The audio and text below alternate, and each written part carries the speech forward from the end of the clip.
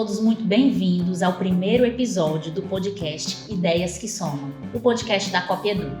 Eu sou Letícia Andrade e vou estar à frente da primeira temporada falando de trajetórias de sucesso. O podcast Ideias que Somam é uma produção do Grupo Copiedu. Ele é dedicado a compartilhar histórias inspiradoras e as experiências de pessoas que fazem a diferença nas suas áreas de atuação. E é por isso que o meu primeiro convidado é o meu amigo Alexandre Soares. Seja muito bem-vindo, meu amigo. Obrigado, Letícia. Nesta temporada, nós vamos falar sobre as trajetórias de sucesso no mundo dos negócios, explorando jornadas, desafios superados, lições aprendidas ao longo do caminho. Vamos conhecer um pouquinho do nosso entrevistado de hoje. Alexandre Soares Gomes é professor, empresário e líder de renome. É bacharel em Direito pela Universidade Potiguar e mestre em Prática Jurídica pela Universidade de Salamanca, na Espanha. Sua trajetória profissional inclui posições de destaque, como secretário de Educação do município de Monte Alegre, no Rio Grande do Norte, onde implementou políticas inovadoras para melhorar a qualidade do ensino. Foram muitos anos, né? 9 anos. Além disso, presidiu a União dos Dirigentes Municipais de Educação do Rio Grande do Norte, a Undime, promovendo iniciativas para fortalecer a educação pública no estado. Atualmente, ele é o presidente da Copiedu, uma organização em expansão por todo o estado e no país, onde continua a influenciar o cenário educacional com sua visão estratégica e compromisso com a excelência. Seja muito bem-vindo, presidente Alexandre Soares. Muito obrigado, eu estou me sentindo em casa, literalmente. Que bom!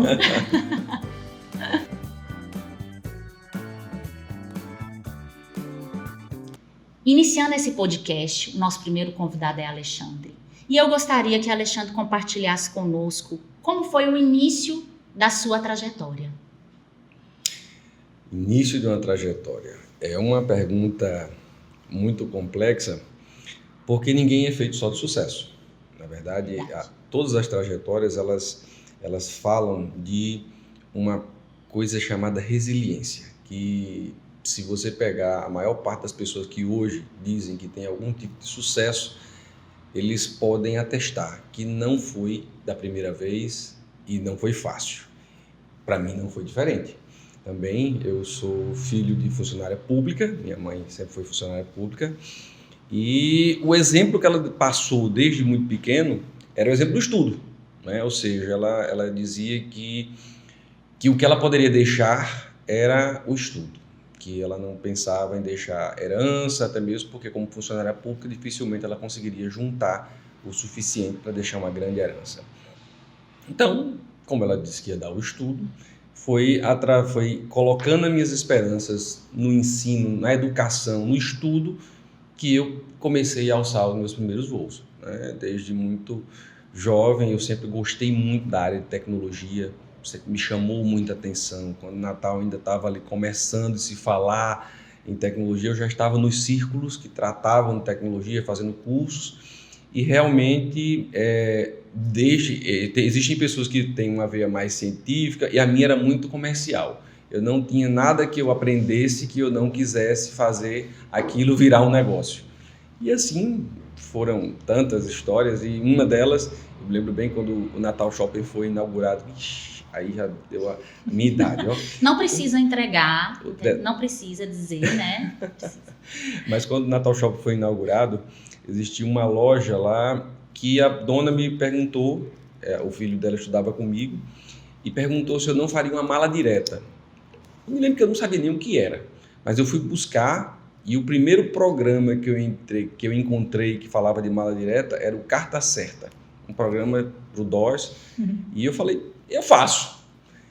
E então fiz uma mala direta para essa loja dela, lembro bem, foi uma coisa assim inovadora, porque não era só a questão de você fazer a mala direta no computador. Existia que eu tive uma vantagem, meu pai nessa época morava nos Estados Unidos e me mandou de presente uma impressora.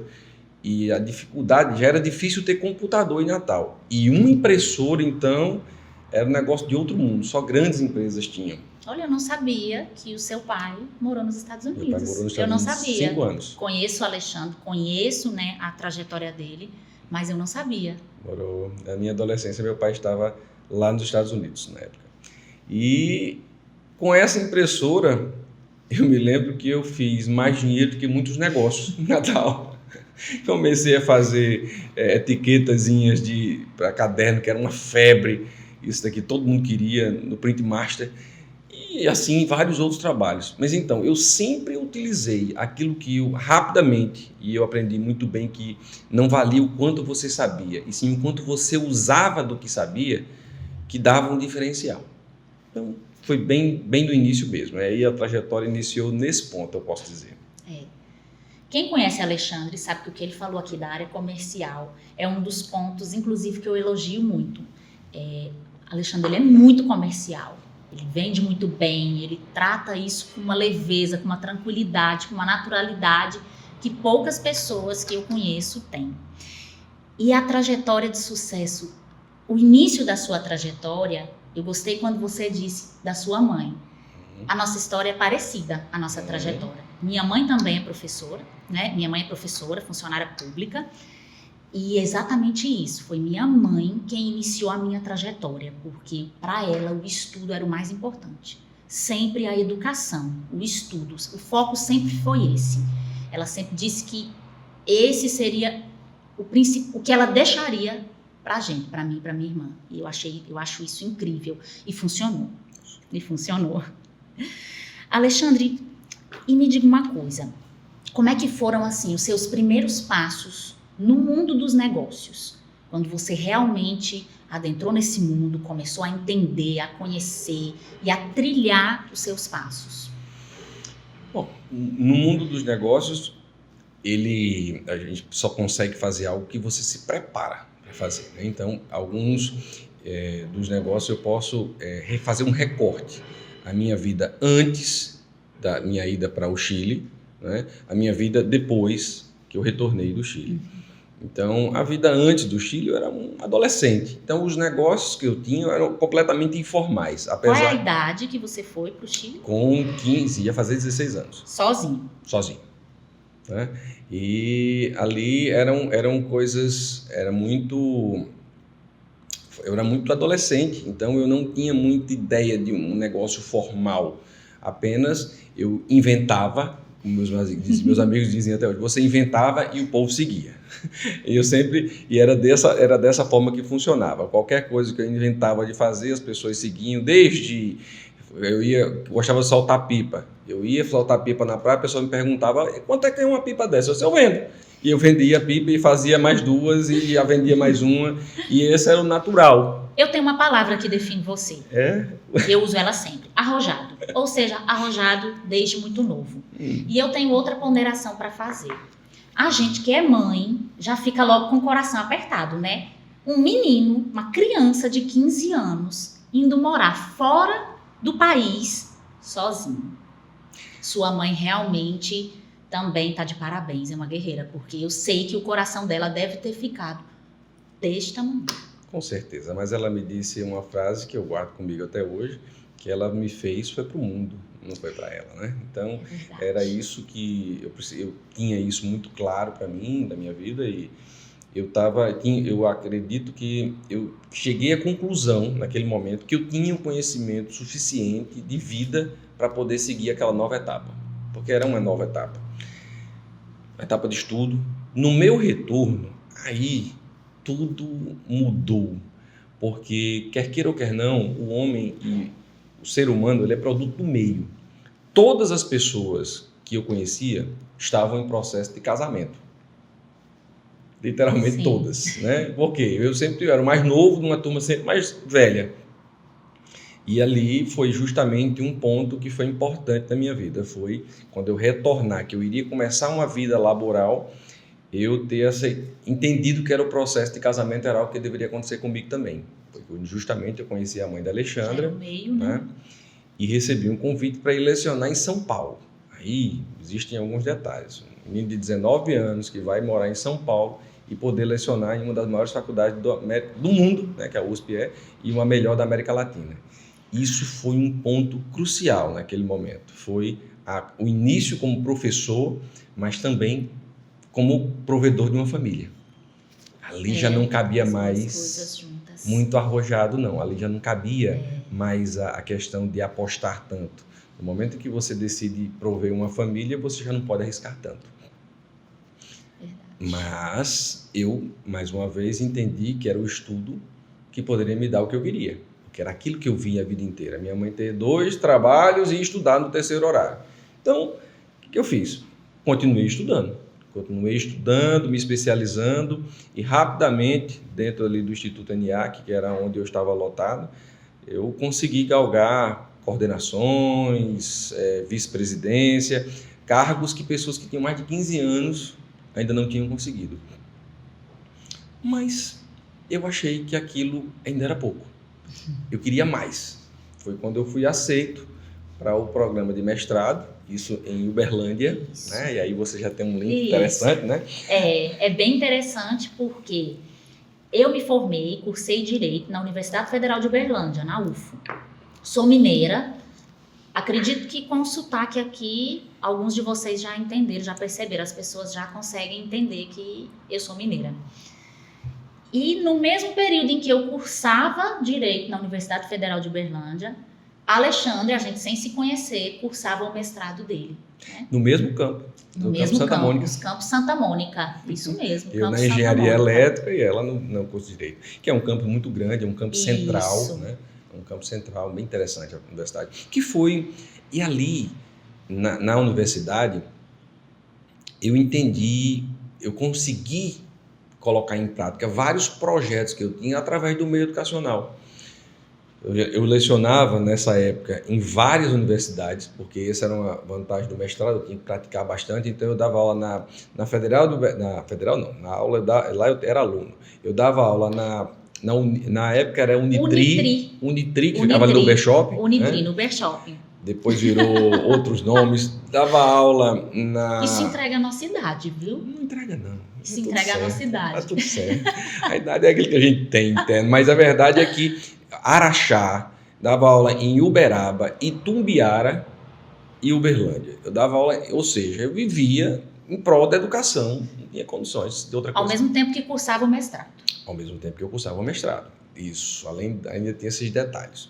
Mas o fato é que Uberlândia me mostrou que dentro da universidade eu também podia empreender.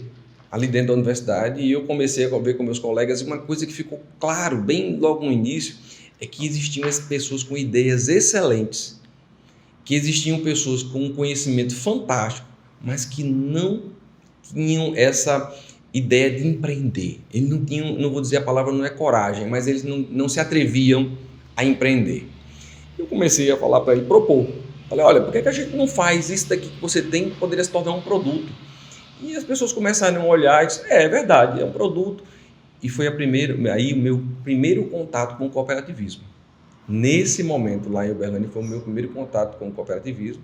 Nós fundamos uma cooperativa de profissionais de educação, na verdade eram professores, exclusivamente professores, inclusive na época eu me lembro que tinha algumas limitações, você tinha que ter mestrando, no mínimo, para poder fazer parte. Então nós tínhamos doutores, pós-docs, que faziam parte de um grupo bem seleto de pessoas, que fez projetos fantásticos.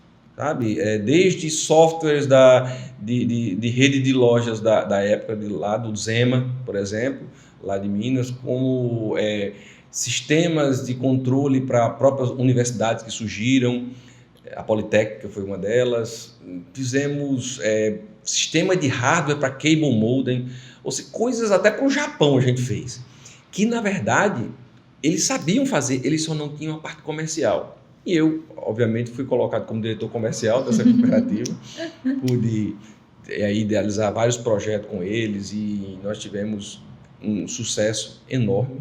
Na verdade, foram aí quase 5 anos em Uberlândia, que foi uma trajetória muito ímpar, muito na parte empreendedora, mas muito dentro da educação. O que eu vejo quando você fala sobre isso é que a sua experiência como professor, ela norteou a sua vida, o seu futuro como empresário, como líder. Eu acho que tudo partiu mesmo dali, né, Alexandre? Da sua experiência como professor. Ela Sabe norteou. o que tem de interessante na vida de um professor? Toda pessoa que tem um negócio, ela compra algo, vende, fica com lucro, repõe o recurso para comprar novamente, vende e assim vai. Um professor, ele tem conhecimento. Quando ele entrega, ele não perdeu nada. Na maior parte das vezes, ele adquiriu algo novo. E quanto mais você leciona, quanto mais você ensina, mais você aprende. Então, trabalhar na área da educação tem essa grande vantagem. Eu não estou perdendo nada nunca, eu sempre estou ganhando. Ensinar vale a pena. Então, isso, quando eu trouxe para a minha vida como pessoa, isso foi muito bom, foi excelente. Foi, inclusive, quando eu terminei o período de mestrado, o momento de retornar para Natal. E muita gente me pergunta, mas por quê? Até hoje as pessoas perguntam. Hoje eu entendo, mas eu vejo várias pessoas perguntando por que ele voltou, né? Eu tinha uma condição excelente, uma vida, e viver em Uberlândia não é uma vida ruim, uma vida muito boa. Muito boa. Mas tem um detalhe, Natal é melhor. Me desculpe, meus amigos uberlandenses, eu sempre disse isso a vocês todos, mas eu vou me abster de dizer qualquer coisa aqui para não me comprometer. Você não pode. Isso. Mas eu posso afirmar categoricamente, Natal é um lugar encantador e eu sempre acreditei, vejam bem, eu sempre acreditei que não importa aonde você vá, as suas origens sempre vão lhe chamar de volta. E por que eu fui tão longe sempre aprender se a minha ideia não fosse de retornar e trazer de volta esse conhecimento que muitas vezes aqui eu não podia ter? Essa era a razão. Eu não quis me afastar de Natal por motivo porque eu não gostava da minha família ou porque eu não queria estar aqui. Não. É que eu sempre precisei de mais conhecimento e esse conhecimento eu não tinha aqui naquele momento. Acesso a esse conhecimento. No momento em que eu tive, a minha ideia foi voltar e colocar em prática aqui, onde realmente vale a pena. Essa é a função de todo ser humano. Continuar crescendo, mas sempre olhando para as origens e fazer com que quem você esteve com você também melhore. É isso, Alexandre. Aí quando você retornou para Natal, você já tinha experiência, já tinha seu mestrado, já tinha uma experiência gigantesca como professor, já tinha empreendido lá em Minas, e você retoma a sua vida aqui, ao lado da sua família. O que você começou a fazer aqui? Estudar. Mais uma vez, né? E matriculei, na verdade, concorri o curso de Direito, fiquei 5 anos fazendo o curso de Direito e foi algo... Eu sempre gostei muito do Direito, mas eu achava no início que não era algo que poderia ter um retorno financeiro muito favorável, então eu quis fazer uma outra carreira que me desse esse retorno. Mas vindo para Natal, eu estava de volta ao seio familiar e vou estudar aquilo que eu sempre gostei também, que eu queria fazer, que era a área do direito. E foi fantástico. Foi um momento excelente para fazer. Eu pude mergulhar no mundo do direito como eu queria. Isso trabalhando ao mesmo tempo. E aí houve uma questão importante. Quando eu voltei para Natal, lá em Minas eu tinha desenvolvido um projeto que era extremamente rentável e muito bom, que era um sistema de firewall, que é um muro de fogo de proteção para empresas, e Minas é conhecido, Uberlândia, aquela região, tem uma empresa, que é a CTBC, que já existia banda larga fluentemente em todos os locais, que eram os cable modems, e existia muito tipo de invasão, tal. Então nós criamos esse firewall como um produto. E para mim quando você trabalha com inteligência, com a parte de intelectual, você acaba ganhando royalties. Então eu já vivia de royalties nessa época. Nós tínhamos aí mais de 200 empresas que trabalhavam, eu tinha um núcleo, e essas empresas pagavam mensalmente para que a gente fizesse as regras, atualizações, o equipamento que eu fornecia, e eu fazia as atualizações, e isso funcionava muito bem, tá? Tanto que eu disse, não, está na hora de voltar. E pensei, vou fazer a mesma coisa no Natal. Por que não? Né? Por que não? Já tem o produto desenvolvido. Me lembro que marquei uma reunião na Fierne, vários empresários, queria apresentar o nosso appliance, como era que era o nosso firewallzinho, para poder, né, fazer a divulgação e tal. E uma pessoa que me chamou muita atenção foi o seu Antônio, conhecido mais como Toninho da Esterbom, que durante a minha apresentação, ele ficava inquieto na cadeira. Toda hora levantava, sim, eu quero, né? E tal. Eu, assim, quando eu cheguei para ele, ponto, a gente vai fazer, qual o tipo de acesso você tem? Disse, acesso de quê? Eu de internet. Não tem internet não. Espera aí, o senhor tem uma indústria? Eu disse, tem. Aonde é que fica? No Distrito Industrial, aqui entre Macaíba e Parnamirim. Eu falei, certo. E não tem internet? Ele disse, não tem não. Lá eu levo um disquete todo dia para casa e faço uma conexão de escada e mando para o meu computador as informações. Eu disse, pelo amor de Deus, se a indústria não tem, então eu vou ter dificuldades. E assim foi. Na verdade, quase nenhuma tinha. E os que tinham, era um acesso muito básico e não era, a empresa não estava divulgado a questão do acesso. Isso em 2004 para 2005. Eu já ia perguntar qual ano. 2004 para 2005. E lá em Uberlândia, qualquer casa tinha internet de banda larga. Entendeu? Então, isso para mim foi uma realidade, foi um choque. E, mais uma vez, eu disse, peguei o problema, eu tenho um produto que eu preciso de internet para poder vender meu produto. Não tem internet. O que é que eu vou fazer? Vou vender internet. E montei um provedor de internet, na época, chamado SecNet. E que, a princípio, a primeira torre que nós montamos não existia, tinha que ser via rádio, porque não existia cabo, fibra, não tinha nada. Me lembro, a primeira torre, inclusive, foi dentro da Esterbom, o seu Antônio me cedeu o lugar para que eu construísse uma torre lá, a gente colocou, e que pudesse atender o Distrito Industrial de uma forma completa. Meu produto virou internet, não era mais o appliance, não era mais, eu tive que partir para um novo negócio e empreender em um negócio que estava... Se adaptou à necessidade do mercado. Sim, imagine, esse negócio ficou aí durante 5 anos. Eu trabalhei, foi justamente no período que eu estava no curso de Direito. Ao mesmo tempo que eu cursava Direito, eu estava fazendo um projeto de expansão da SecNet, que era o provedor.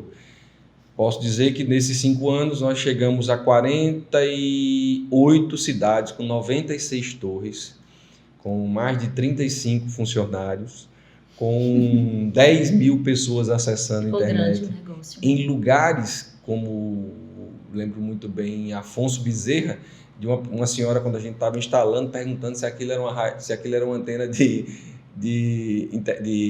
televisão. Porque eles nunca tinham ouvido falar em internet. Então a gente chegou com a internet, e a princípio era para atender a fábrica, era a parte comercial, mas depois nós começamos a atender pessoas físicas também. Eu comecei com 100% do negócio, terminei com 33%, com mais 2 sócios, e realmente foi um negócio que me ensinou muito. Foi esse período, principalmente porque eu não parei de fazer o curso de Direito. Eu fazia o curso pela manhã, Direito.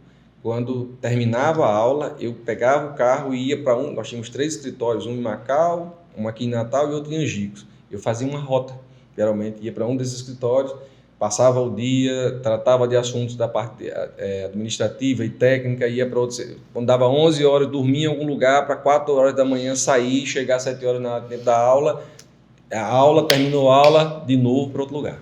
E assim foram 5 anos. Acho que inovador também essa palavra também combina muito com Alexandre, inovador. Alexandria, depois... Doido também, viu? Doido também. Porque gente normal não muda o mundo, viu? Não muda. Por isso, sou doida, assumo, tá tudo bem. Alexandre, você foi secretário municipal de educação no município de Monte Alegre. Eu queria entender como é que você... Chegou a isso. Chegou lá, isso. Bom, como eu falei, 5 anos de graduação de Direito e a formação da empresa, do provedor de internet. Antes de terminar, eu participei de um seminário promovido pelo juiz Bento Herculano, lá no Centro de Convenções. E por que eu falo desse seminário? Foi importante porque lá teve um palestrante que ele falou sobre a Universidade de Salamanca, Mário Greco. Ele falou, olha, eu fiz um curso, uma pós-graduação na Universidade de Salamanca. Ela é a Universidade de Salamanca, é a segunda universidade mais antiga do mundo. Ela tem, na área do direito penal, ela é conhecida como a melhor universidade do mundo. Ela tem uma série, e falou sobre a Universidade de Salamanca, que eu nunca tinha ouvido falar, confesso a vocês. Mas eu fiquei encantado com o que ele falou e fui pesquisar sobre a Universidade de Salamanca. Como é que funcionava, quais eram os critérios, realmente, como eu já vinha da área de tecnologia, inclusive a minha monografia foi na área de crimes cibernéticos. Então, como não existe ainda até hoje um código que trata sobre a questão digital, se usa muito a penal como analogia. Sim. Então, e tinha muitos trabalhos interessantes na Universidade de Salamanca sobre a parte penal na área de internet. E eu fiquei ali e disse, será que seria possível que eu fosse fazer um mestrado na Universidade de Salamanca? É aquela pulguinha ali atrás do dele e comecei daquele dia a pesquisar. Isso nos últimos 8 meses que faltava para terminar o meu curso de Direito. E eu fui a fundo, pesquisei, fiz entrevistas, parece alguém que eu conheço, fiz entrevistas, conversei com as pessoas e fiquei, a princípio, era muito remota a possibilidade, porque era um curso, um master, como eles chamam, o mestrado é um master oficial da universidade, que teria que ter a prática jurídica. E para ter a prática jurídica, você precisaria ter a ordem, né? Você poderia poder praticar lá na Espanha. E exigia um tempo de prática? Não, a prática não exigia tempo nenhum, só exigia que você tivesse ordenado. E para ordenar, você tem que ter o diploma reconhecido. E eu estava terminando o curso de Direito do Brasil. Estava finalizando. Aqui, e mesmo que eu tivesse já finalizado, porque eu fui depois que finalizei, o diploma brasileiro ele não vale em nenhum outro país. Né? Teoricamente, não digamos, por diploma. Sim. A não ser que cada país tem um processo de covalidação, revalidação, etc. Isso. Lá na Espanha não era diferente. Mas eu falei, eu tenho uma coisa, quando eles botaram essa dificuldade, eu disse, eu tenho uma grande vantagem. Aí o entrevistador disse, qual é essa? Eu falo espanhol fluentemente. Ele falou, ou seja, a minha ida para o Chile... É uma vantagem. Serviu muito para isso. Eu falava com ele naturalmente, ele não sabia nem que país eu era no começo. Ele sabia que eu não era espanhol, porque realmente o sotaque espanhol tem suas peculiaridades, mas ele achava que eu era de um país sul-americano de língua hispânica, não de língua portuguesa. E eu disse, não, mas eu tenho essa vantagem, eu vou conseguir, com certeza eu tenho. E eu terminei o meu curso no mês de junho, ficou legal. Em julho, eu estava em Salamanca. As aulas começam em agosto, mas em julho eu já estava em Salamanca, porque eu queria encontrar uma casa num lugar melhor, eu queria entender como é que funcionava a dinâmica da cidade. Ali eu pude eu fui fazer o processo de revalidação, ou seja, fazer as provas de revalidação para o meu diploma ser validado e, com isso, eles poderem me aceitar no programa como aluno. É tanto que de toda a minha turma, eram 30, existiam 3 estrangeiros. Tinha um alemão, existia uma venezuelana e eu brasileiro. Todos os outros eram espanhóis. E foi um período fantástico.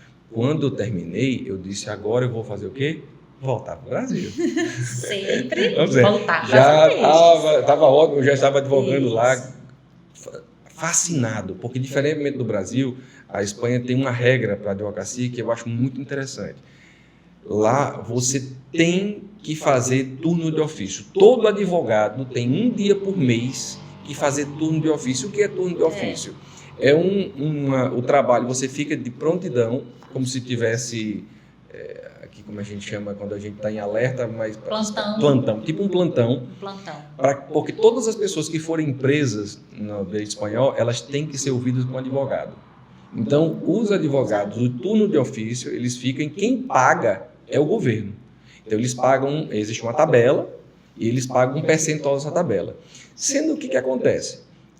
Imagine advogados que têm 10, 15, 20 anos de profissão pessoas que já têm um escritório bem posto. E eu tinha muitos professores assim. Eu tinha professores que eram ministros da Suprema Corte da Espanha, que eram professores da Universidade de Salamanca. Eles não queriam, de jeito nenhum, fazer turno de ofício, que era fazer o quê? Ir para aqueles crimes de roubo, de alguma coisa bem simples, nas delegacias de bairro. O que eu fazia? Eu pegava os turnos de ofício dele todos. Eu falava, eu faço para você. Você faz, eu faço. Então, eu já fiz logo amizade com quase todo mundo. No fórum, de delegacia, de fórum, todos me conheciam. Era brasileiro porque eu estava toda hora. Eu tinha uma toga que eu já deixava lá, porque lá também o advogado também usa toga, não só o juiz. O advogado e o procurador utilizam toga. E eu já tinha uma lá de reserva, eu acho que ela andava sozinha já, de tanto que eu usava, porque todo dia praticamente eu estava em turno de ofício. E isso me encantava, porque eu fui para lá para isso, para estudar. Então, terminando essa fase, que eu disse agora eu volto ao Brasil, eu achei que naquele momento ali, 2010, eu iria me aposentar. Eu pensei, não, eu vou voltar para uma vida mais tranquila, né, e com isso, mas eu também não quero morar dentro de Natal, eu quero morar nos arredores. Chamei um primo meu, Rômulo, que na época era corretor de imóveis. Rômulo, procura para mim, seleciona aí vários imóveis que estejam na zona metropolitana de Natal, que eu quero olhar com você. Montei um escritório de advocacia aqui, em Natal, com um antigo professor e vários colegas de trabalho, de sala de aula comigo, que éramos um grupo de 5 amigos. E ele montou essa pesquisa e eu fui com ele buscar em vários lugares. Fui a Nísia Floresta, ali em São José do Mipibu. Quando eu cheguei aqui, onde nós estamos, é um pouquinho distante, a 500 metros daqui, na verdade, que ele me apresentou o local, eu comecei a olhar e comecei a criar. Como é que seria a minha vida ali? Eu tenho até algumas fotos no meu escritório de casa, né, de como era só tudo no preto e branco ainda. Tinha o terreno, eu disse, aqui eu vou passar um muro, aqui eu vou passar a parte hidráulica, vou fazer um poço assim, vou fazer não sei o quê. Comecei a pensar como é que seria aquilo e para mim é como se tivesse dado match. Funciona, eu quero morar aqui. E meu primo me disse, Alexandre, mas você não quer olhar os outros? Tem vários. Não, você entendeu, eu quero aquele. Você tem certeza, pode marcar com o dono do terreno lá no escritório que eu quero fazer a compra. E ele disse, tudo bem. E começou a minha vida em Monte Alegre. Eu nunca tinha vindo em Monte Alegre. Eu não conhecia ninguém de Monte Alegre. Não tinha contato. Lá no escritório dele, inclusive, tem as imagens com as etapas da construção no terreno onde ele comprou e as etapas. Cada foto. A primeira foto, inclusive, não tem nada. Não tem. É um terreno sem nada. Aí tem todas as etapas, os quadros com as etapas. Eu acho incrível, acho fantástico. Eu acho que a gente nunca pode esquecer de onde a gente veio. A gente não pode esquecer isso. Para poder exatamente saber onde a gente quer chegar. É isso mesmo, concordo. E aqui em Monte Alegre, eu não conhecia a cidade, era uma cidade pequena, em 2010, eu acho que bem menos avançada do que ela é hoje, inclusive. E eu comecei a construir minha casa, toda aquela paixão, tinha o escritório em Ponta Negra, direito, mas pensei a pensar, bom, como é que eu posso fazer para me inserir nessa cidade, para me inserir e ajudar? Fui fazer uma visita a uma escola da cidade, na escola Professor Gaspar, e lá estava a Dona Fátima, a diretora, Dona Fátima Ananias. A diretora. Uma mulher incrível, uma professora aguerrida, uma mulher de muita luta e muito trabalho. Dona Fátima me recebeu na escola muito bem, eu lembro, e ela pergunta, sim, meu filho, e você veio fazer o que aqui? Eu disse, eu quero ser amigo da escola. Pode? Ela disse, pode, olha, mas a gente não tem como pagar. Não, entenda, eu quero ser amigo da escola. Eu, à noite, posso me disponibilizar para fazer aqui. Você está precisando de alguma coisa? Menino, olha, aqui está faltando. Nunca teve aula de espanhol, está faltando professor de física. De tudo. Está faltando professor de física. Calma, dona Fátima. Vamos fazer o seguinte?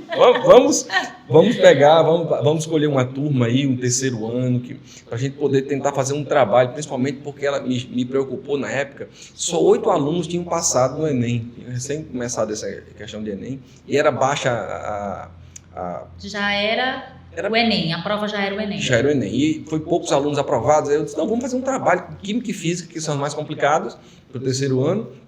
Eu tenho habilitação e vamos começar. E assim foi. Foi aí um momento de começar esse contato com Monte Alegre, eu conhecer os alunos ali, as pessoas, os outros professores, fazer uma amizade com todo mundo. E foi aumentando. De um dia eu passei para 2, depois 3. Depois eu convidei outros amigos que também tinham habilitação para que fossem dar aula de forma gratuita na cidade. E nós fomos conhecendo a cidade e começou a ter um resultado. Os alunos começaram a melhorar na questão do Enem. A gente foi ampliando.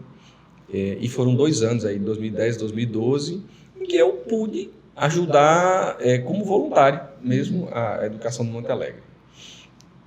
Quando, em 2012, houve uma eleição, né, uma eleição para prefeito, existia um grupo que estava há bastante tempo na cidade, e que uma pessoa nova, um empresário, entrou, foi eleito, né, e foi começar o governo. Conversando com um secretário de finanças que era muito próximo, que tinha me conhecido também, ele simplesmente perguntou, e esse professor que é voluntário? O que é que tem aqui? Chama a atenção, né? Assim, as pessoas querem entender o que leva a pessoa a ser um professor voluntário no município pequeno da Grande Natal, né? Um município que não é grande, não é Natal. Eu acho que isso gera uma dúvida, né? O que essa pessoa quer? Nesse momento eu já comprava na feira, já tomava café em Dona Janilda. Já era um cidadão entendeu? Já comia lá minha tapiocazinha com ovo, lá em Dona Janilda tranquilamente, já conhecia as pessoas pelo nome, Isso. Ou seja, que era o que eu queria realmente. Eu queria era viver em um lugar e fazer parte desse lugar, não só parte viver. Do lugar, é isso mesmo. Fazer parte daquilo. E me chamaram na prefeitura para me conhecer. Me lembro bem, Severino é uma figura, quem me conhece sabe, é uma pessoa muito direta, um empresário muito sério, ele tem uma postura bem séria. E ele me fez uma pergunta. Ele disse, por que você é voluntário? A pergunta que ele fez foi direta. Por que você é voluntário? Eu disse, por 2 motivos. Quem conhece, ele levanta o óculos. Eu disse, primeiro, porque eu posso. Ou seja, se eu dependesse disso, eu não poderia... não teria condições de viver. E segundo, porque eu quero. Eu acredito que a educação é a melhor forma de você mudar o mundo. É a forma que vai deixar realmente um legado. Quando você ensina alguém, você ajuda aquela pessoa a conquistar o que ela quer, não o que você acha que é bom para ela. Porque muita gente pode dizer assim, eu posso chegar para alguém e dizer assim, eu acho que é bom para você ter um celular desse. E eu dar esse celular para ele. Tem um peso? Tem. Mas é o que eu acho. No momento em que eu ensino ele compra esse celular se ele quiser. Se ele não quiser, ele compra de outra marca. Ou ele não compra o celular. Então, o ensino, ele traz essa grande vantagem. Ele me disse, rapaz, me diga uma coisa. Tem alguma coisa que você pudesse fazer aqui na área, não? E a gente começou a conversar sobre tecnologia, principalmente, que é uma coisa que eu sempre gostei muito. E eu propus ele fazer, a minha monografia da área de tecnologia foi justamente cidades digitais. Ou seja, criar uma cidade digital, criar uma cidade onde possa utilizar recursos tecnológicos, fazendo com que o custo dela caia e a vida das pessoas melhore. Ele disse, pronto, tá aí um negócio para você fazer, vou criar aqui um setor de tecnologia, você vai entrar, eu disse, mas peraí, mas o que é que tem no setor? Não, se você topa o desafio, aí eu disse, eu estava pensando em me aposentar, de morar num lugar diferente. Tenho ficado esses 2 anos... Paz, tranquilidade, calma. Porque tem vocês não estão vendo aqui, mas esse visual é incrível. É fantástico. Então, eu falei, eu vou aceitar esse desafio. Bom, e cheguei no setor não cheguei no setor de tecnologia. Conheci a pessoa, só tinha um estagiário, uma pessoa que estava lá trabalhando com o setor tecnológico. Não existia local. Não tinha computadores. Não tinha computador na prefeitura. Eu disse, o que ele quer que faça em tecnologia aqui, pelo amor de Deus? Porque não tem nem computador. Não, aí ele me explicou, disse, Alexandre, eu recebi a prefeitura assim, olha, o servidor da prefeitura não tinha HD. Ou seja, era um negócio assim, eu disse, pronto, vamos começar fazendo um censo vamos fazer um censo no município, saber dos profissionais quem são, vamos pegar a digital de todo mundo. Nesse momento eu já disse para ele, eu não consigo fazer esse trabalho sozinho, eu vou precisar de uma equipe. Ele disse, pronto, uma pessoa que tem lá, você chama mais um. Aí entrou quem? Jefferson. Que eu já conheci do professor Gaspar. Eu disse, Jefferson, você vai fazer parte desse projeto, é interessante. Jefferson prontamente aceitou. E ali, logo em 2013, começo em 2013, nós começamos a montar o que seria o CEMUT, que era o setor de tecnologia da Prefeitura de Monte Alegre. Foi uma experiência incrível, imersão total, criamos uma espinha de fibra ótica na cidade, ligação de rádio com mais 5 torres para atender todo o município, interligamos todos os prédios públicos e quando começou a implantar sistema, eu disse mais uma vez, nós vamos iniciar pela educação. Ele disse, tudo bem, pode iniciar. Pegamos um software público, né? Era um software de domínio público para que pudéssemos implantar e controlar a educação, desde ponto dos alunos profissionais, né? A presença dos alunos profissionais, merenda, notas, tudo um sistema digital. E nesse momento, a Secretaria de Educação não estava aceitando, porque era muita mudança. E não, mas assim, era melhor começar por outra área. Eu falei, não, vamos começar pela educação, já está acertado. E foi uma certa dificuldade. Nesse momento, o prefeito me chamou para uma reunião e lançou um desafio lá na reunião novo. Xande, eu queria que você eu queria lhe convidar, já que você está tão empolgado em fazer esse trabalho na educação, para que você o negocinho ampliasse um pouco. Você ampliasse como? Você não eu estava criando aqui uma Secretaria de Tecnologia, criou um setor, mas que você ficasse como secretário de Tecnologia, Educação, Cultura e Esporte. Eu não sei se o plano dele era me matar ou não, mas se foi, não é. Se fosse esse, não conseguiu. Não deu certo o plano. Mas eu conheço uma história parecida, depois eu vou falar aqui. A sua também. Olha, ninguém entra numa secretaria assim tão rapidamente, não. Não se entra tão rápido na secretaria. Para aceitar, alguém enganou você, no mínimo. Mas o fato é que ali, na Secretaria de Educação, eu entendia que eu não tinha o conhecimento pedagógico, né, para poder tocar a Secretaria de Educação. E aí, minha gente, administrativamente falando, eu precisava entender como funcionava para depois começar a promover mudanças. Foi a hora de ir a Brasília, conhecer o FNDE, conhecer o MEC, os manuais de tudo isso e começar a colocar em prática o que realmente funciona. Educação, entendendo como funcionam as verbas, prestando contas, fazendo as melhores escolhas e, principalmente, trazendo uma equipe, que daqui de Monte Alegre é formidável, para dentro do processo, para que eles protagonizassem tudo o que estava acontecendo. Daí, o projeto não era mais meu, e sim da educação de Monte Alegre, que eu me orgulho muito de dizer que foram 9 anos ali de muito aprendizado e de muito trabalho. Dificilmente era um dia que eu não acordasse com um telefonema de uma escola uma fossa que encheu, ou um bujão que tinha acabado, ou a professora tal que tinha botado uma testada não sei quantos dias. Né? Isso era o que era meu diário, mas isso eu fazia com o maior carinho e com muito orgulho, porque eu tinha certeza que o trabalho que estava sendo feito não era nem para mim, nem para aquele profissional que estava na escola, é para o aluno. Não existe professor, não existe merendeira, não existe escola, não existe secretário, se não tiver aluno. Ele é a razão de tudo isso acontecer. Então, era por ele que nós tínhamos que estar ali e cada vez com um trabalho melhor. E assim foi, ter 100% do município com ensino em tempo integral, que foi um marco para o Rio Grande do Norte, primeiro município com 100% dos alunos em tempo integral. Escolas isso, Alexandre, eu queria saber isso. Primeiro, eu já quero colocar aqui que foi mais um momento de estudo, né? Como secretário, você também foi estudar, o estudo novamente aí na sua vida. E eu queria saber as principais iniciativas que você teve enquanto gestor municipal e que fizeram a diferença, que deram muito certo e que colocaram Monte Alegre, como a gente sabe, num patamar diferenciado dos outros municípios na área da educação.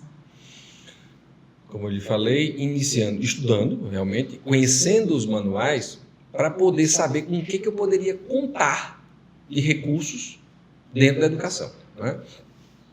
Um procedimento importante também daí do ponto de vista educacional, foi instituir algumas políticas internas que eram muito condizentes com o trabalho da educação. Ou seja, a Secretaria da Educação começou a trabalhar em 2 turnos, que antes só trabalhava um turno, não tinha sentido se as escolas trabalhavam 2 turnos.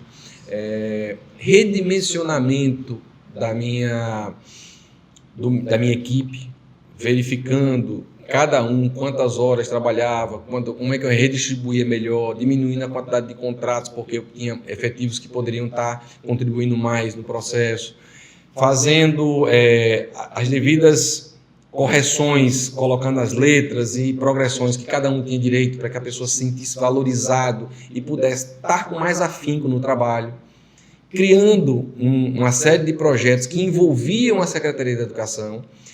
Alguns deles eu vou destacar aqui como muito importantes, né? Primeiro, foi fazer com que as escolas, né, o corpo de cada escola tivesse os seus coordenadores pedagógicos, não era uma prática comum. Para quê? Para poder discutir com os professores o andamento pedagógico dos alunos.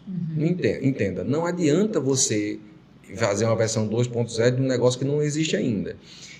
Tinha vários alunos que estavam semi-analfabetos ou até analfabetos ainda, passando por séries sem ter a alfabetização concluída e que isso impedia que ele tivesse mais conhecimento. Então não adiantava eu continuar dando progressão a esse aluno ou reprovando ele se eu não alfabetizar ele. Então criar turmas focadas em alfabetização para que o aluno possa ler uma questão de história e entender. E precisa interpretar, e se ele não sabe ler, ele não vai interpretar nunca. Então essas questões básicas que denotaram que só foi possível entender quando nós fizemos a nossa avaliação diagnóstica, que era uma avaliação feita dentro do município, dentro da Secretaria de Educação, e por isso que eu digo, quando eu converso com um colega secretário, falo, Alexandre, é porque eu não tenho dinheiro para fazer. Mas a gente fez aqui sem dinheiro, fez aqui com a própria Secretaria fazendo. Nós elaborávamos as questões, fazíamos a avaliação, e com essa avaliação nós tratávamos os resultados e colocávamos ações para resolver o problema que era diagnosticado. Que também fazer a avaliação e não fazer nada com aquilo não adianta de nada, né? Escutar cada município. Eu ia pelo menos uma vez por semana a uma escola, e aqui eram 27 na época.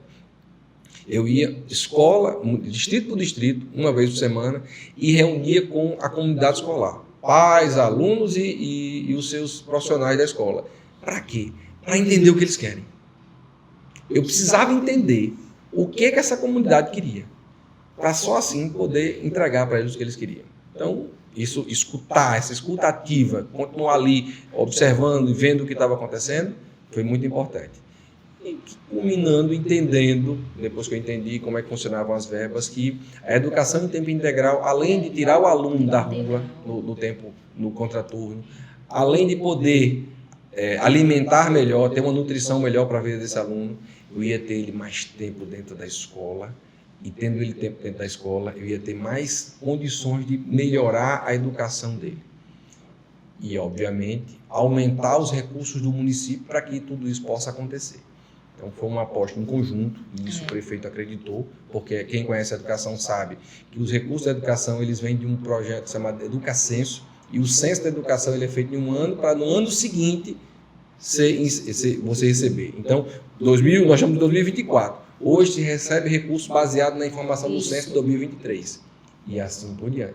Então, quando eu fui iniciar a integral, eu tive que começar a ter ensino em tempo integral, com mais custo de alimentação, mais custo de transporte, mais custo de profissionais, sem ter o recurso. Então, era um investimento. Mas um investimento que vale muito a pena, tá? Isso. Alexandre, nesse período que você foi secretário de Educação, você se tornou referência na educação no Rio Grande do Norte, né? Até porque você também assumiu a presidência da Undime, que é a União dos Dirigentes Municipais de Educação. E quando eu disse que conheço uma história parecida, foi assim que eu conheci a Alexandre. Eu assumi uma secretaria de administração e junto com ela assumi também a educação. Um tempo depois assumi a Secretaria Municipal de Educação. E foi nesse momento em que realmente a gente se cruzou, né? As pessoas entendiam que Alexandre era referência e me recomendaram. Converse com Alexandre, vá até a Undime, converse com Alexandre. implante o tempo integral, que você vai fazer uma gestão de sucesso. Eu não consegui, né, não tive tempo hábil para realmente implantar o tempo integral no município que eu era secretária, mas conversando com você eu entendi muitas coisas ali. Realmente você se tornou referência. Nos conhecemos e logo depois, no seu, acho que 8º ano, surgiu mais um novo desafio na sua vida, que foi o cooperativismo. Você já tinha participado, já conhecia o cooperativismo, já tinha estado na sua vida alguns anos antes. E eu queria entender como é que você voltou para o cooperativismo. Olha só, minha volta para o cooperativismo pode ser dedicada a várias situações jurídicas, né, situações comerciais, propósito, muitas coisas. Por quê? Porque como secretário, todo secretário entende muito bem sobre uma coisa que a gente vive escutando, um tal de limite prudencial. Todo mundo me falava sobre isso na prefeitura. E quando eu fui chamado a primeira vez no TCE, juntamente com o prefeito, para falar sobre limite prudencial, né, eu conversando com uma procuradora e ela explicando que não sei o que, e eu mostrando para ela, ela disse, olha, mas olha que nossos índices, Monte Alegre saiu do número 165 do ranking para o número 18º, do número 18, em 4 anos. Nós ampliamos, ela escutou tudo muito bem, me parabenizou, mas disse, minha função é seguir a LRF, Lei de Responsabilidade Fiscal. E nela fala que o limite prudencial é de 48 e que pode ir até 54, que é o limite legal. E que vocês têm que diminuir o limite com pessoas. Vocês têm que gastar menos com pessoas. Eu falei, mas como? Uma sala de aula não tem condição de ter uma sala se não tem um professor. Se não tem um auxiliar, cada vez mais crianças com algumas necessidades especiais, eu tenho que colocar auxiliares de sala. Ela falou, bom, isso não é responsabilidade minha, quem escolheu esse gestor foi você. A minha responsabilidade é seguir a LRF e você tem que seguir o limite prudencial. Isso foi me deixando muito angustiado, como angustia muitos secretários que eu conheço. Do outro lado, o Ministério Público batalhando para que você contrate profissionais, porque as mães entram com pedidos na justiça. Eu me sentia no meio entre a cruz e a espada, literalmente. Mas nessa reunião ela perguntou, por que você não terceiriza? E ali eu disse, olha, pode ser uma saída, isso aí pode ser uma saída, terceirização. E já pedi logo, pedi um orçamento de terceirização e já veio, juntamente com a alegria, veio a tristeza. Quando eu vi o orçamento, eu digo, bom, eu posso até sair do limite prudencial, mas eu não posso pagar. O custo era muito alto. Nesse momento, o insight que me veio pessoal foi, mas existem outros exemplos no país. E eu tinha essa possibilidade justamente por estar à frente da Undime e sempre estar em muitos encontros a nível nacional. Foi quando eu fui ao Sudeste e Sul, na verdade foi o Sul, foi Paraná, para conhecer a realidade daquele estado e em algumas cidades. E me encantou a possibilidade das cooperativas. Que lá é uma realidade no Nordeste ainda muito tímido, mas o Sul e o Sudeste tem uma pungência muito grande no cooperativismo. Eu falei, isso pode funcionar em Natal. Isso pode funcionar em Natal. Voltei esperançoso. E, por incrível que pareça, no dia de hoje, há 5 anos atrás, no dia 1º de agosto de 2019, eu pedi uma reunião no auditório da Secretaria de Educação e Cultura do Estado. Do Estado. Angélica Moura, o nome do auditório. Chamei várias pessoas, e mais de 30, na verdade. Eu não lembro exatamente ao certo quantas eram, mas tinha mais de 30 pessoas que participaram da reunião onde eu fui explicar para eles. Todos ligados à educação. Muitos secretários de educação, amigos meus, pessoas da área financeira, pessoas que eu achava que poderiam contribuir naquele processo para a criação de uma cooperativa. E a minha ideia, doido, de criarmos uma cooperativa de trabalho de educação, que visualizasse a educação em 360 graus, ou seja, não só o professor, como eu já tinha feito no passado, mas dessa vez que todas as pessoas que influenciam no processo da educação, porque desde o motorista que vai buscar o aluno em casa, ao porteiro que recebe esse aluno, à merendeira que prepara a alimentação, ao professor que dá aula, ao coordenador que coordena as aulas, ou seja, todas essas pessoas fazem parte do processo educativo. Para a educação acontecer, eu preciso de todas essas pessoas no chão da escola. São fundamentais. Então, a minha proposta era justamente essa, que nós fizéssemos uma cooperativa de todas as pessoas que podem contribuir no processo educativo. E dali, quando eu lembro que eu terminei de falar, muitos olharam assim para um lado, para o outro, aí diziam assim, mas Alexandre, como é que vai funcionar isso? Eu falei, bom, isso é a ideia, quero contratar uma consultoria jurídica para constituir essa cooperativa e uma contábil para poder fazer a parte legal e que nós vamos iniciar um trabalho em conjunto. Todo mundo olhou para um lado, olhou para o outro, mas todo mundo tem seu emprego já, né? Falei, nós vamos começar, ninguém vai viver disso agora, mas é algo que no futuro com certeza pode ser uma realidade. Então, dessas pessoas que estavam lá, 24 acreditaram nessa possibilidade. Ainda bem, viu? Porque eu precisava de 20, pelo menos. Os 24 acreditaram. A Copedu tem 24 sócios fundadores. Sócios fundadores. As pessoas acreditaram. Nós ali contratamos o professor Armando Holanda, o advogado, para poder criar a cooperativa, todo o processo dela, que fosse legalizado, legal, né? E vamos para uma nova realidade. Todos nós não pudemos largar os empregos nem absolutamente nada, porque vivíamos disso, né? E a cooperativa começou a se desenvolver. Primeiro num escritóriozinho pequenininho. E aí eu posso até contar da nossa host aqui um detalhe, que o processo político tinha sido uma nova eleição na cidade que ela fazia parte. Não houve continuidade da gestão que ela fazia parte e ela não estava mais no processo. E me falaram, uma pessoa amiga nossa querida, assim, Alexandre, você já conversou com Letícia? Eu falei, não tinha muita proximidade com Letícia, eu tinha conhecido ela em um congresso e lá dentro da Undime, coisa muito rápida. Eu falei, não, mas é uma pessoa extremamente inteligente, né? Por que você não conversa com ela sobre a cooperativa? Ela está agora num processo, não sabe se volta para Minas, não sabe se fica aqui. Aí eu falei, vou marcar um almoço com ela. Mas para saber se ela quer ir para Minas, eu vou marcar um almoço no restaurante mineiro. Foi no restaurante mineiro aqui em Natal. Dali nós conversamos, eu expliquei para ela do que é que se tratava e ela foi muito decidida. Naquele momento, ela não me pediu tempo para pensar, eu geralmente peço tempo para pensar, ela não pediu, ela disse, eu quero fazer isso, parte desse negócio, sim. Eu falei, então, deixa eu lhe dar uma notícia, como todas as pessoas que fazem parte da cooperativa têm trabalho, vai ser você que vai ficar lá, viu? Isso. Você vai começar já no nosso escritório, um escritóriozinho pequenininho, uma parte embaixo, um mezanino em cima com uma mesa de reunião, e nós vamos marcar as primeiras reuniões. E aí, gente, de uma forma embrionária, muito pequena, com um capital social de R$ 2.400, que eram R$ 100 de cada cooperado dos 24. Nós iniciamos o que é hoje a Copedu. E ali, né, naquele momento, foi importante cada pessoa, cada um que abdicou, às vezes, de horas da família, porque tinha que fazer fora do horário de trabalho, né? Que abdicou de horas da família, que abdicou de lazer, para poder investir em um projeto que talvez fosse realidade um dia, e que o doido do Alexandre disse que poderia ser uma solução para a educação. Tá? Nós tínhamos um lema que é seguido até hoje, que foi a nossa excelência em educação. A gente persegue isso.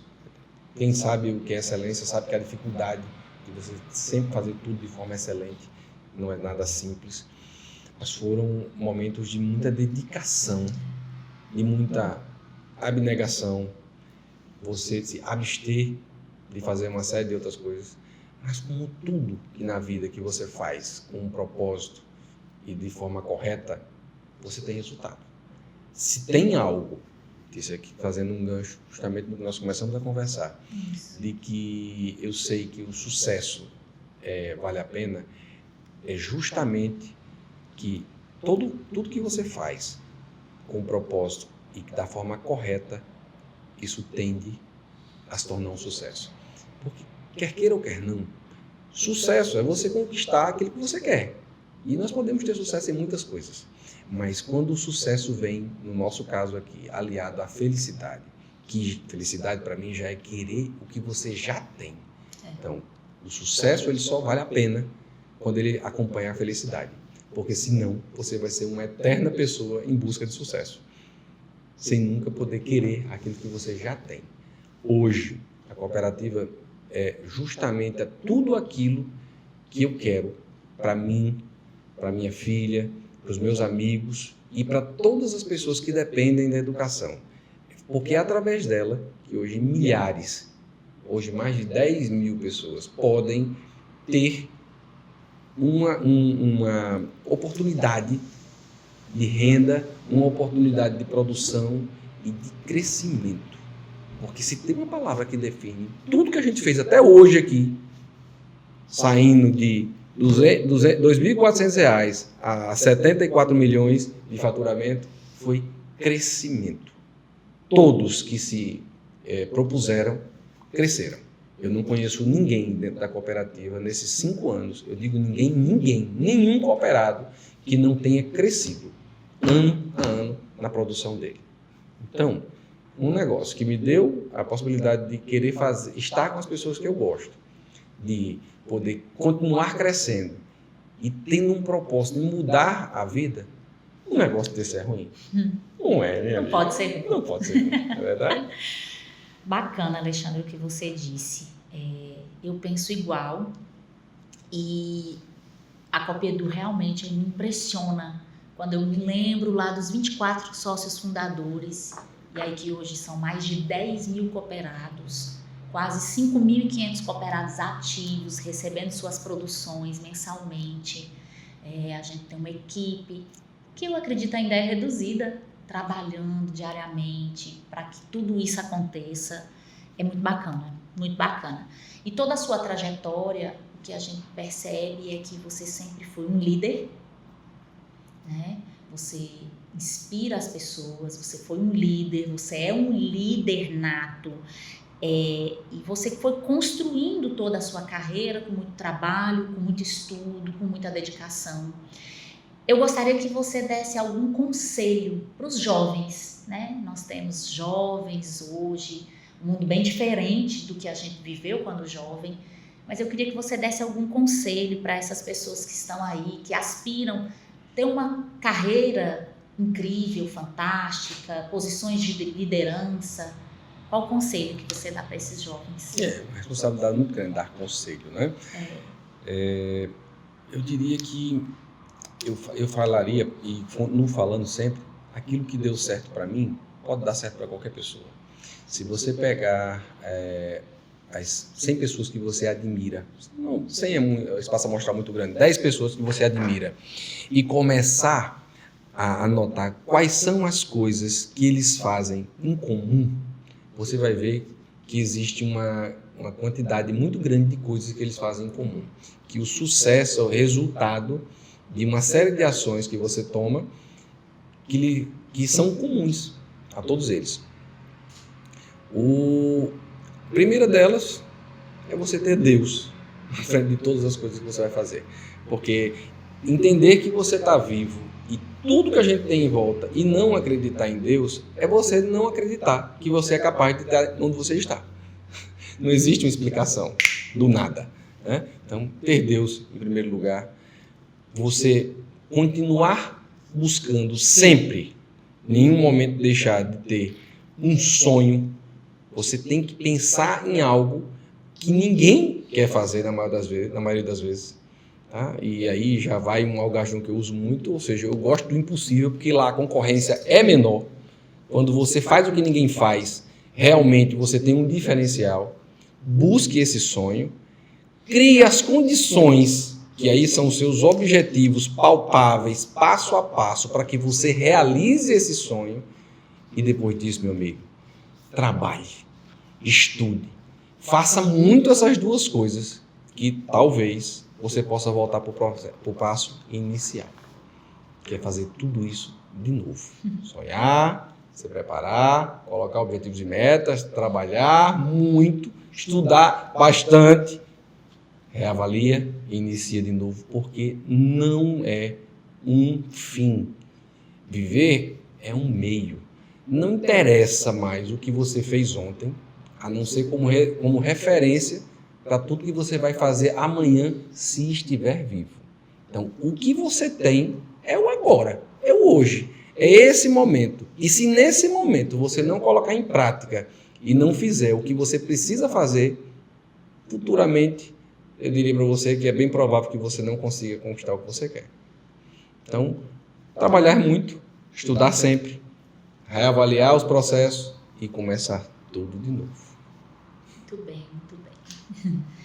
Alexandre, o que é que você considera como seu maior legado na educação, no mundo dos negócios? O que você considera o seu maior legado? O que você deixou de mais importante até agora? Isso, algumas pessoas vão poder dizer um dia, né? Eu acredito que a gente tem, eu tenho um propósito, que é continuar fazendo uma educação de excelência. Isso é um propósito muito forte, de continuar fazendo de forma correta, de criar coisas novas e pensar completamente diferente do que os outros pensam, para poder ter resultados diferentes também. E que isso pode um dia ser um legado de resultado educacional. Fazer a diferença na vida dos cooperados é importante, mas no dia em que nós conseguimos fazer a diferença na vida dos nossos alunos, que hoje ligados a gente são mais de 150 mil, aí nós vamos conseguir deixar um legado. A gente vai transcender do objetivo ao qual fomos criados para o resultado desse objetivo. De que, se eu quero uma educação de excelência, essa educação vai transformar a vida de milhares de pessoas, porque ela sendo de excelência, ela vai melhorar a vida dessas pessoas com certeza. E aí sim, eu acho que a gente deixa um legado. Melhorar a educação do Rio Grande do Norte, porque não existe. E quando eu sentia vergonha, quando eu chegava em encontros nacionais, diziam que a nossa educação era penúltimo lugar e agora está em último lugar.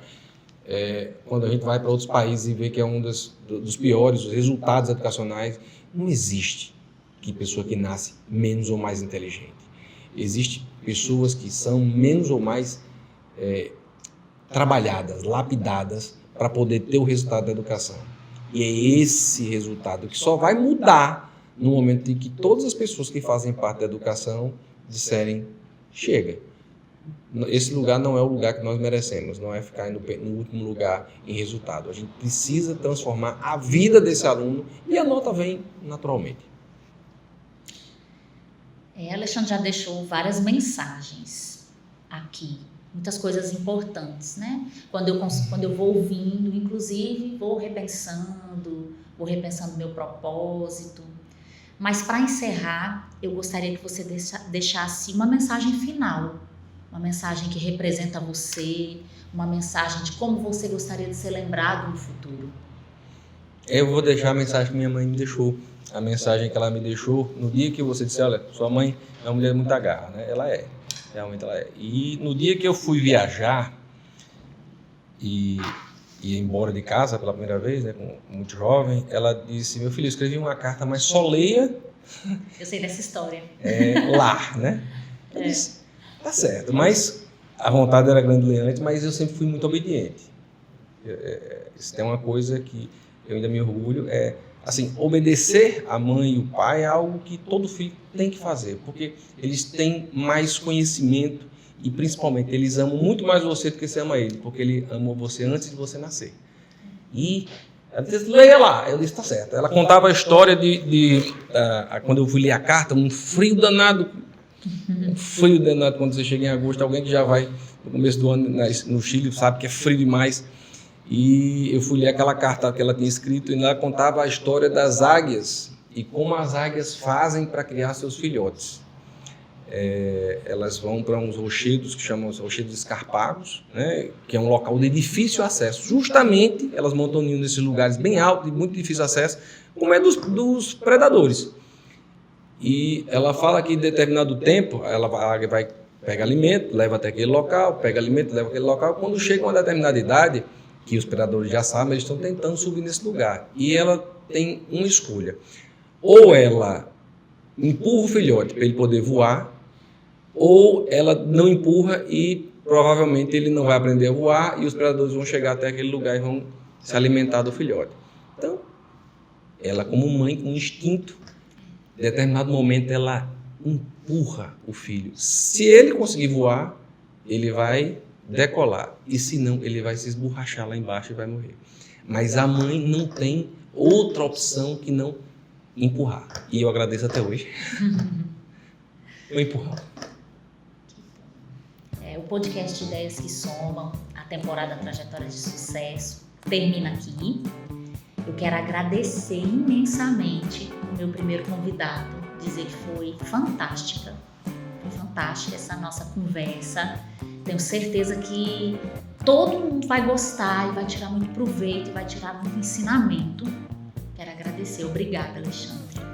Eu parabenizo pela ideia, colocar em prática essa ideia que poderia ter ficado para trás, simplesmente ser uma ideia de se colocar em prática. Parabenizar toda a equipe que digamos assim, se reinventou de tantas coisas que nós temos que fazer diariamente para fazer mais esse projeto dar certo. Tenho certeza que vai ser um sucesso e todas as pessoas que vierem aqui vão contribuir muito com essas ideias e vão somar em uma temporada, em um projeto que vai impactar milhares de pessoas. Parabenizar você pela condução.